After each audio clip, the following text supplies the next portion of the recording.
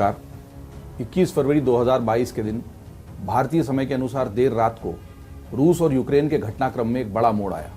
बड़ा मोड़ तब आया जब रूस के राष्ट्रपति व्लादिमीर पुतिन ने एक टेलीविजन संदेश के जरिए ये घोषणा कर दी कि वे डोनेत्स्क और लुहांस्क को स्वतंत्र देश के रूप में समर्थन देते हैं और इस समर्थन के साथ ही वहां पर शांति कायम करने के लिए वे अपनी सेना भेज रहे हैं।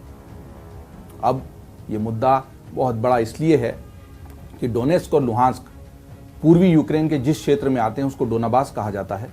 डोनाबास वो क्षेत्र है जो 2014 से लेकर अभी तक लगातार अलग अलग तरह के संघर्षों को देखता आया है।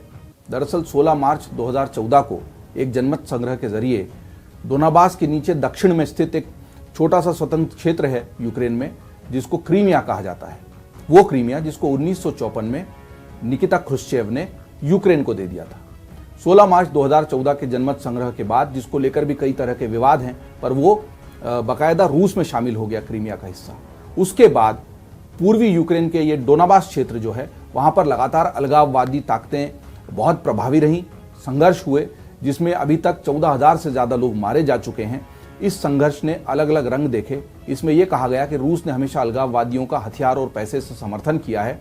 अलगाववादियों ने डोनेत्स्क और लुहांस्क, ये जो दो बड़े क्षेत्र हैं डोनाबास क्षेत्र के, डोनाबास प्रांत के, तो वहां पर अपनी अपनी स्वतंत्र सत्ता कायम कर ली और उन्होंने अपने आप को स्वतंत्र सरकार के रूप में अस्तित्व में लाकर अलग फैसले भी लेना शुरू कर दिया। इस बीच 2015 में 12 फरवरी 2015 को बेलारूस के मिन्स्क शहर में एक बड़ा समझौता हुआ जिसको मिन्स्क समझौते के नाम से जाना जाता है। इस समझौते में रूस और यूक्रेन के अलावा फ्रांस और जर्मनी भी शामिल रहे। इस समझौते में यूक्रेन और रूस इस डोनाबास के प्रांत में संघर्ष को कम करने के लिए राजी हुए। ये माना गया कि यूक्रेन जो है वो डोनाबास को अपने पास तो रखेगा लेकिन उसकी स्वायत्त संस्था कायम करेगा। अब रूस हमेशा से कहता रहा कि यूक्रेन ने यह स्वायत्तता जो मिन्स्क समझौते के तहत है वो डोनाबास क्षेत्र में नहीं दी है इस इलाके को, और इसलिए वो मिन्स्क समझौते का जो है पालन नहीं कर रहा है। अब जो 21 फरवरी का ये बड़ा कदम रूस ने उठाया है, व्लादिमीर पुतिन ने घोषणा कर दी है कि दोनों ही स्वतंत्र देश के रूप में अस्तित्व रहेंगे और रूस उनको समर्थन देता है। उसके बाद संयुक्त राष्ट्र सुरक्षा परिषद की एक आपात बैठक बुलाई गई और उसमें माना गया कि यही जो 2015 का मिन्स्क समझौता है उसका उल्लंघन रूस ने कर दिया है क्योंकि उनको स्वतंत्र देश के रूप में मान्यता देने की कोई बात नहीं हुई थी। अब हम समझ लेते हैं कि जो डोनाबास का क्षेत्र है, डोनेत्स्क और लुहांस्क, ये जो दो बड़े राज्य जिनको राष्ट्र घोषित कर दिया है रूस ने, उनका महत्व क्या है।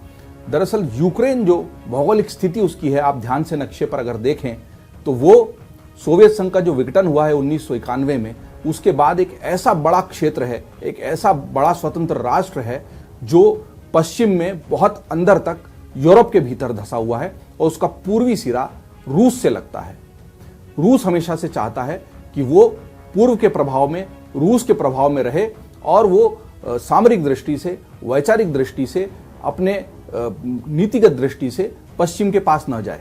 पश्चिम की वो ताकतें जो G8 के रूप में रूस को भी पहले अपने साथ शामिल करती थी, उन्होंने उसको अलग करके G7 बना लिया। पश्चिमी देश नाटो के जरिए एक मजबूत संगठन बना चुके हैं जिसकी वजह से रूस हमेशा अपने आप को असुरक्षित महसूस करता है। लगातार नाटो के सदस्य बढ़ते चले गए पश्चिम की तरफ और उससे भी रूस को एक खतरा महसूस होता है और इसीलिए रूस का समर्थन चीन भी बहुत मजबूत रूप से करता है। चीन की निगाह ताइवान पर भी है। जिस तरीके से रूस मानता है कि ये क्षेत्र उसके हैं पूर्वी यूक्रेन के, उसी तरह ताइवान को लेकर, तिब्बत को लेकर और हांगकांग को लेकर चीन की नीति रही है। डोनेत्स्क और लुहांस्क का जो इतिहास है वो भी बहुत दिलचस्प है।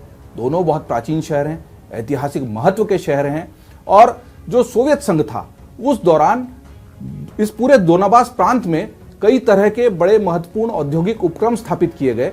डोनेत्स्क जो है वो एक बड़ा शहर है, इसकी आबादी 20 लाख से ज्यादा की है और ये स्टील उत्पादन का एक बड़ा केंद्र है। लुहांस्क जो है वो छोटा है, वहां पर 4 लाख की आबादी है, लेकिन वो कोयले का प्रचुर भंडार वहां पर उपलब्ध है और इसीलिए आर्थिक दृष्टि से, सामरिक दृष्टि से ये दो यूक्रेन के लिए भी बहुत महत्वपूर्ण है और रूस के लिए भी बहुत महत्वपूर्ण है। यूक्रेन ने निश्चित ही इस कदम का विरोध ही किया है रूस के, लेकिन रूस ने अपनी सेना उस ओर भेज दी है। इस पूरे घटनाक्रम में दुनिया चिंतित है कि इससे बड़ा युद्ध अगर छिड़ता है, बात केवल डोनेत्स्क और लुहांस्क तक ही सीमित नहीं रहती है, तो फिर दुनिया एक और बड़े युद्ध की ओर तो कहीं नहीं बढ़ रही है। घटनाक्रम पर निगाह बनी रहेगी। आप देखते रहिए अमर उजाला .com। डाउनलोड करें अमर उजाला ऐप और पाएं खबरें लगातार। अगर आप ये वीडियो YouTube पर देख रहे हैं तो हमारे चैनल को सब्सक्राइब करें और बेल आइकन को दबाना ना भूलें। अगर आप Facebook पर ये वीडियो देख रहे हैं तो हमारे पेज को लाइक करें।